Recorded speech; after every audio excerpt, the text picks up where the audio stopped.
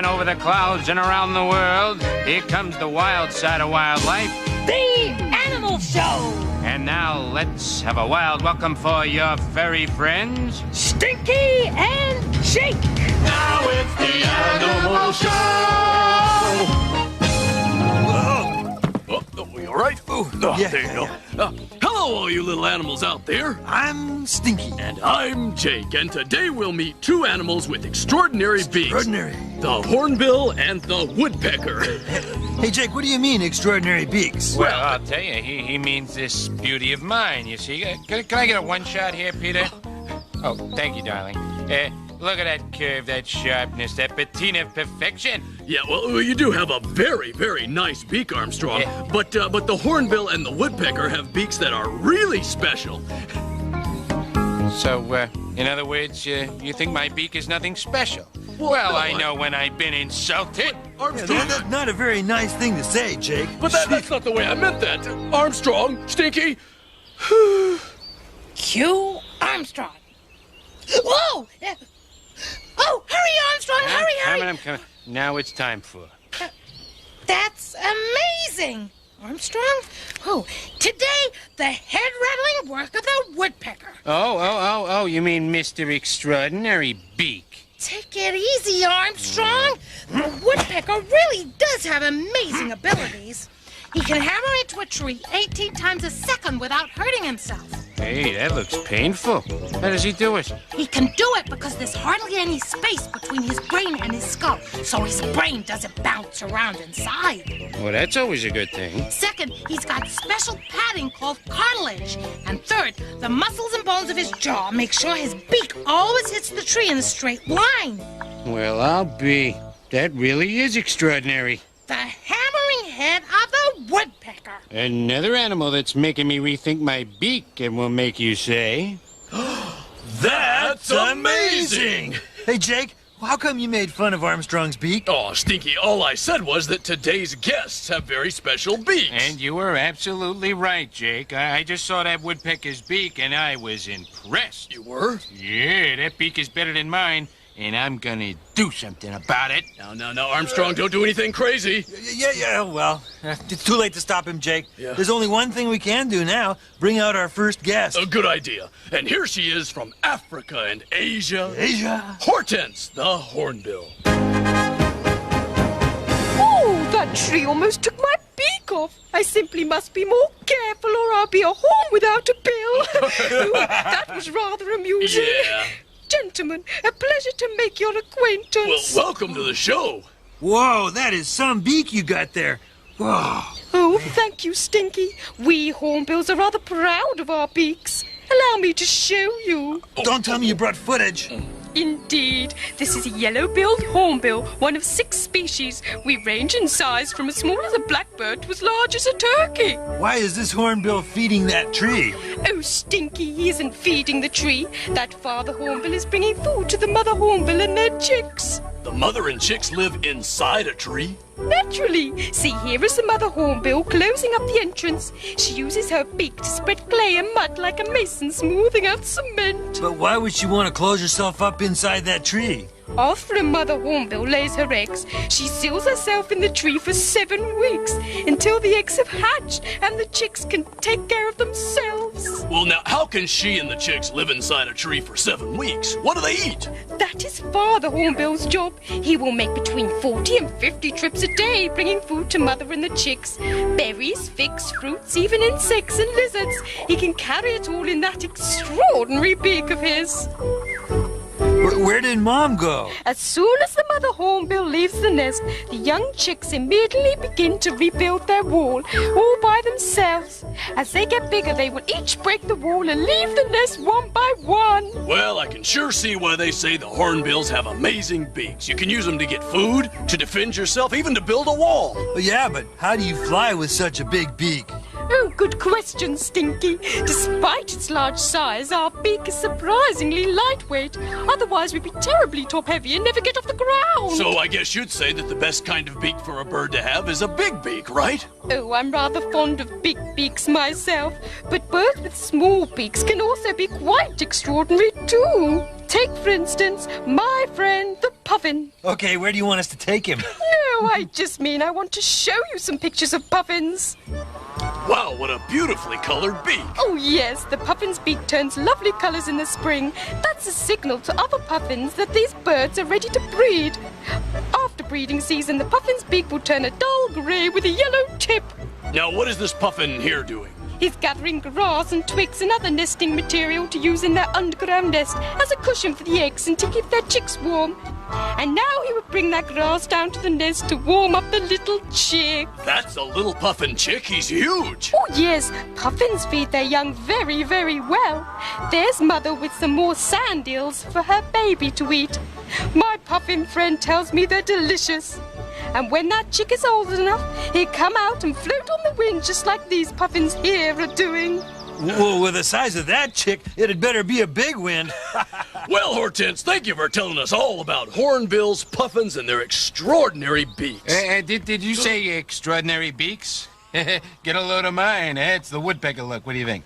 Well, I, for one, think it's far too dull. I think you'd be much better off with a beak like mine.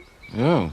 Yeah, that is a rather prominent proboscis you have there. What do you think? Tell me about it a little bit. Tell me something. Oh, most certainly. Walk this way. Oh. Hortense, Armstrong. It's too late, Jake. There's only one thing to do now. It's time for... Baby talk. Your turn. No problem, dear. I got it covered. Right, here we go. Hello? Hello in there. Here's some nice vegetation for you to eat. Thanks, Dad. More. Yeah. Coming. Here we are. That's it. There we go. More, really. You. Just get a minute to get your breath back. Yeah, right.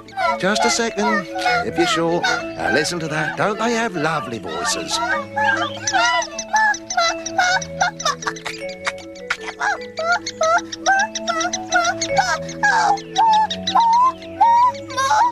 What do we do to get some more around here? More. So, Jake, what did you think of Armstrong's woodpecker beak? Well, there's a lot more to being a woodpecker than just a beak. You need a hard head. Well, I've got a hard head. Here, give it a try. Okay. Wow, with a head like that, you ought to be in this next song. Do you hear bells ringing?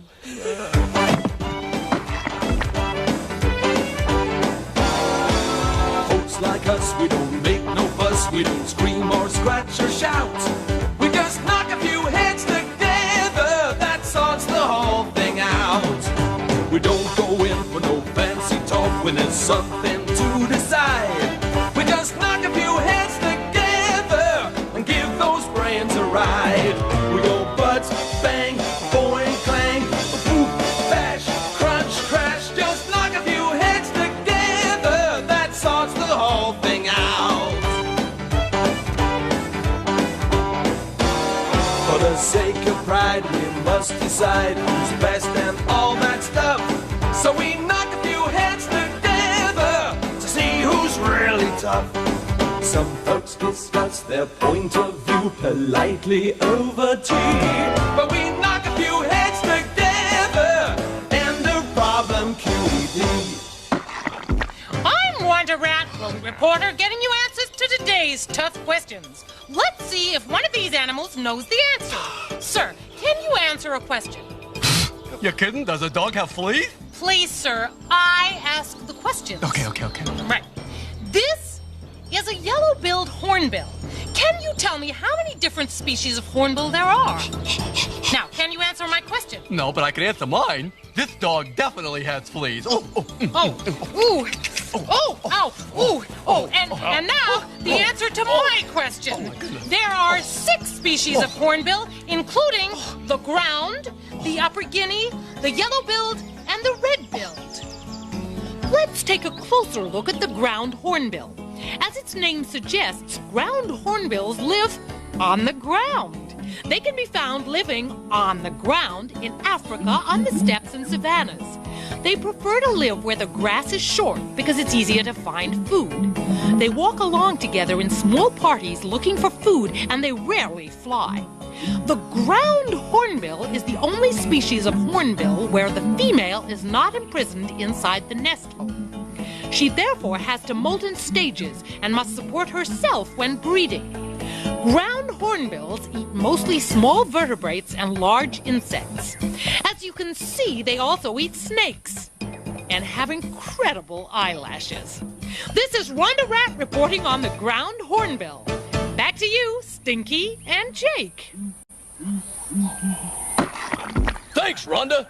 And now it's time to see what's cooking with our good friend And bad cook, Yves Saint Laurent. I'm so very elegant. Bonjour, my petite animal friends. Today, I, Yves Saint Laurent, will show you what to serve a woodpecker. Now, I did not have time to prepare this meal myself, so I have ordered a delicious tray. A tray?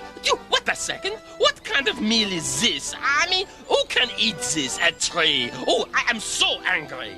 Don't be mad, Eve. This tree contains the perfect meal for a woodpecker. It does? Sure. I dig bugs out of the bark with my beak. See? Oh, what do you know? A tree really is a perfect meal for a woodpecker. Even Eve can learn something new. That was yummy. Thanks, Eve. Oh, and by the way, don't say timber. Hmm? Why can't I say timber?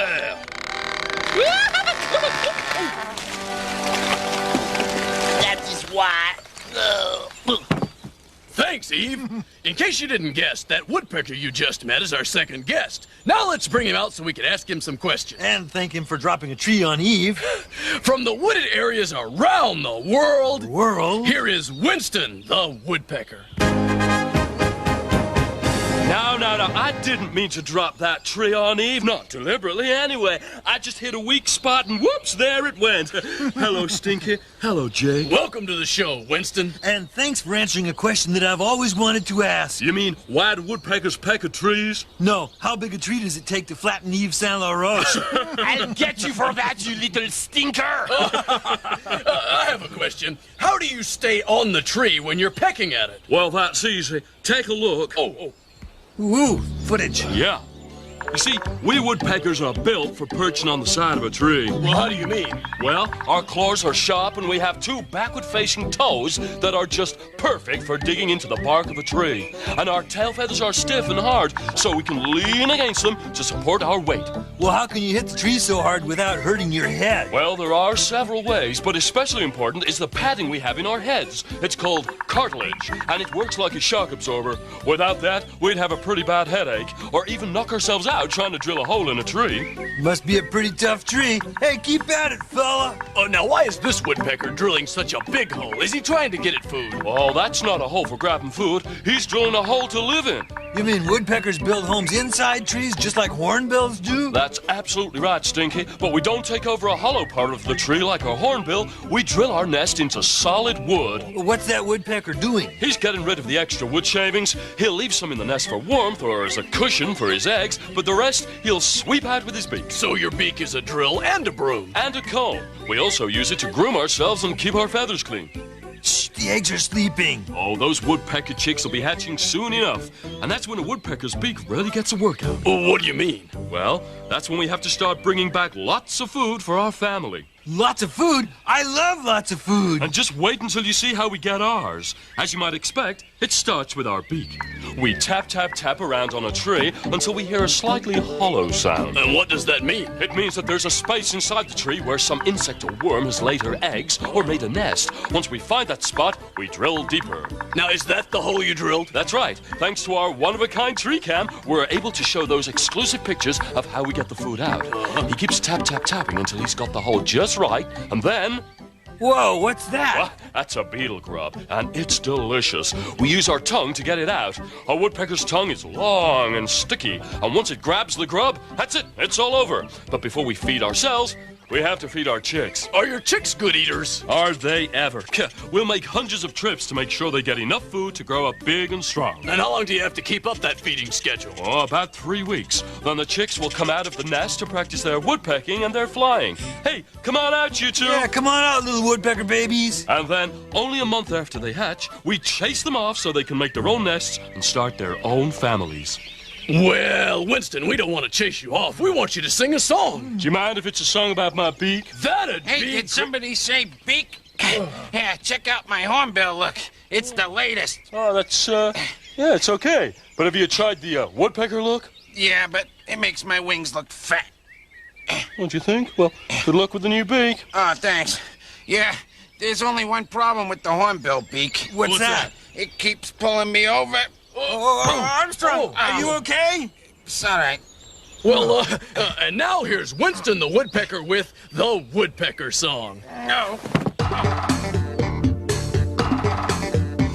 This beak is not like any bill. It's fashioned like a high-powered drill. So if a bug should so decide, beneath the bark he'd like to hide, well, I can dig most any wood, so hiding won't do any good. And when I find a favorite tree, well, this is what you'll hear from me. Knock, knock, knock, did you hear that sound? Knock, knock, knock, is anyone around? Knock, knock, knock, I know you're there. You're hiding in that wood somewhere. It's one of nature's cunning ploys. The ladies hear this drumming noise, and they come flying by in spring to hear this courtship song I sing.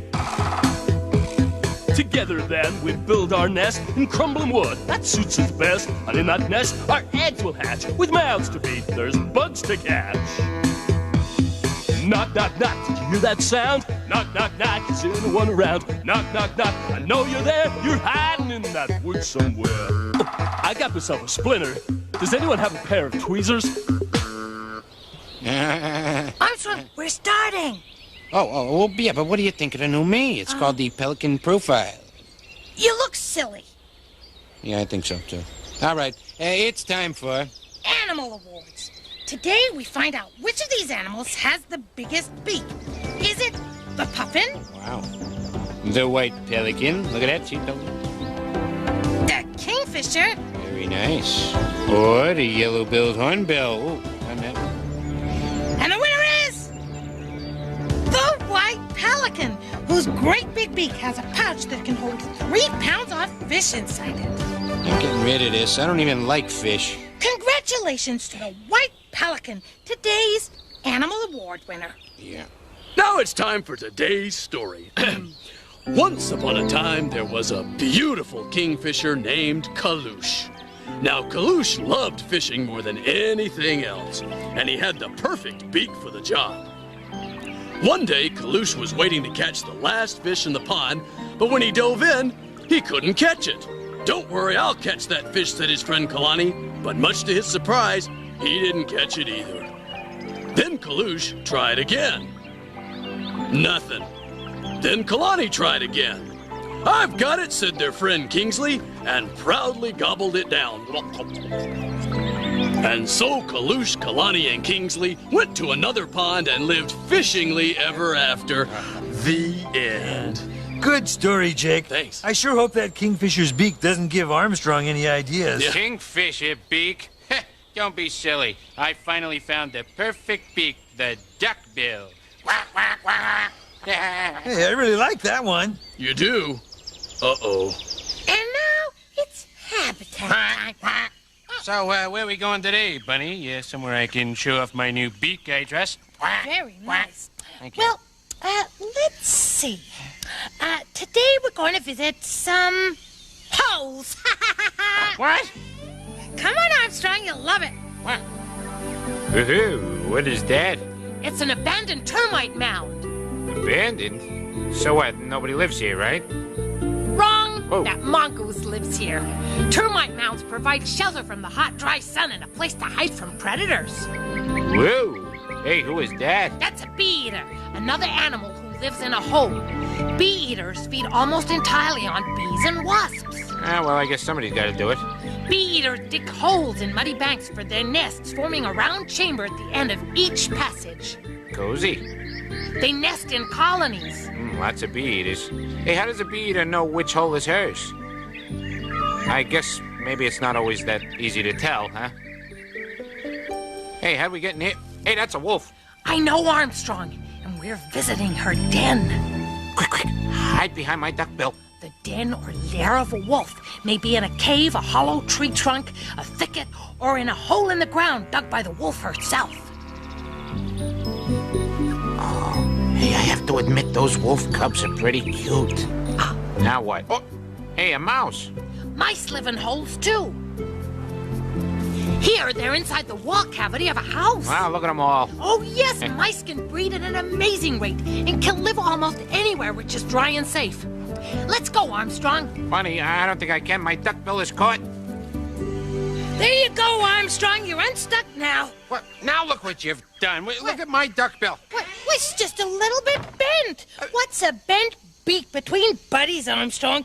For habitat time, it's Bunny Bear. And Armstrong, the bent-billed chicken hawk. Just back from some holes. Now over to you, Rhonda. Oh. Look what you did. Look, don't touch my action. Jack! Oh, no, squirrel. Oh. Once again, I'm Rhonda Rat, rodent reporter, getting you answers to today's tough questions. Let's see if one of these animals knows the answer. You, sir. Yes? Do you know anything about holes? I'm a mole. Of course I know about holes. Then tell me, who lives in this hole? Is it the puffin, the flying squirrel, the mouse, or the fox? Your answer? Well, the hole is too small for a fox, too big for a mouse, and squirrels live in tree holes. So it must belong to a puffin. Oh, I am so sorry. That is absolutely right! Of course, I knew that. The puffin lives in an underground nest, which it digs using its claws and its small but very effective multicolored beak. This is Rhonda Rat reporting on puffins. Now, back to you, Stinky and Jake. So I win some dirt? Wow, that was great. Thank you. Fantastic. Thanks, Rhonda. Well, that's all for today, and I want to thank our special guests, Hortense the Hornbill and Winston the Woodpecker. Gee, I wonder where Stinky is. Hey, Jake. Stinky is... Armstrong, you've got your regular beak back, and it looks great, I must say. Oh, thanks, Jake. Yeah, this is the best beak for me. Heck, I couldn't even open a bag of chips with those other beaks. Yeah. Oh, Armstrong, what was that you were saying about Stinky? Oh, yeah. He's just trying on the other one over there, and he should be right out. I'll see you. Trying on the other one. I wonder what that means. Hello, Jake. What do you think? It was bent, so Armstrong let me have it at cost. Stinky, there's only one thing I can say. What's that? Until next time, remember to keep on seeing the world through the eyes of animals. Quack, quack.